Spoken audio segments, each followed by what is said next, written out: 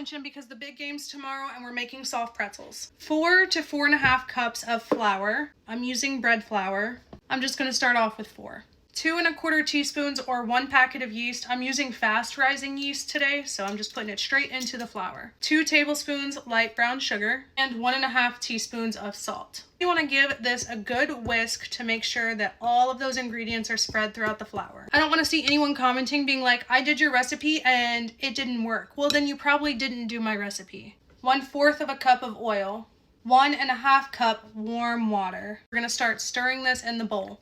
Once it looks something like this, we're going to turn it out onto our clean surface. Gather it all together and we're going to start to knead all of that dry flour in. Do not add more liquid until you knead this together, please, for the love of God. You want it to be nice and stretchy.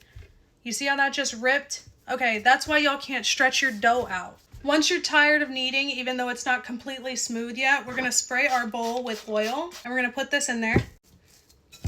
Cover it with plastic wrap and we're going to let it rise until it doubles in size, which hopefully should only take an hour. Once our dough has proofed, we're going to turn it out onto our clean surface. I'm not punching it down, by the way, because I want a more fluffy, airy pretzel. Go ahead and preheat your oven to 450 degrees Fahrenheit. And we're going to take our pizza cutter and just cut a side off of this, then roll it out. We're going to set the middle down, then cross these and cross them again and stick the little ends down just like that. Just make the pretzels however you want.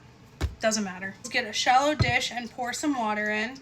Then sprinkle in some baking soda, like 1/4 cup. Stir this up and make sure that your water's cloudy. If it's not cloudy, just add a little bit more baking soda. You need to have a parchment lined baking sheet ready for this next part. I was also able to undo these and stretch them out a little bit more, so I made the pretzels a little bigger, but you're just gonna dip both sides onto the tray. Brush all your pretzels with an egg wash, then sprinkle them with some obscenely expensive pretzel sea salt, or just coarse sea salt from the Dollar Tree. They should look something like this into your 450-degree oven for 10 minutes. You guys, I can't, I was gonna be like, oh, they turned out good. These look like pretzel emojis. Like, what? Obviously, we have to try it.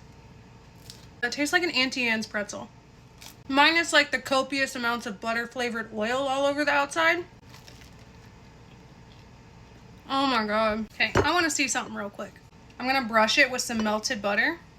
Now I'm going to try it. It don't get much better than that. Well, there you go. That's how you make super easy soft pretzels. You're welcome.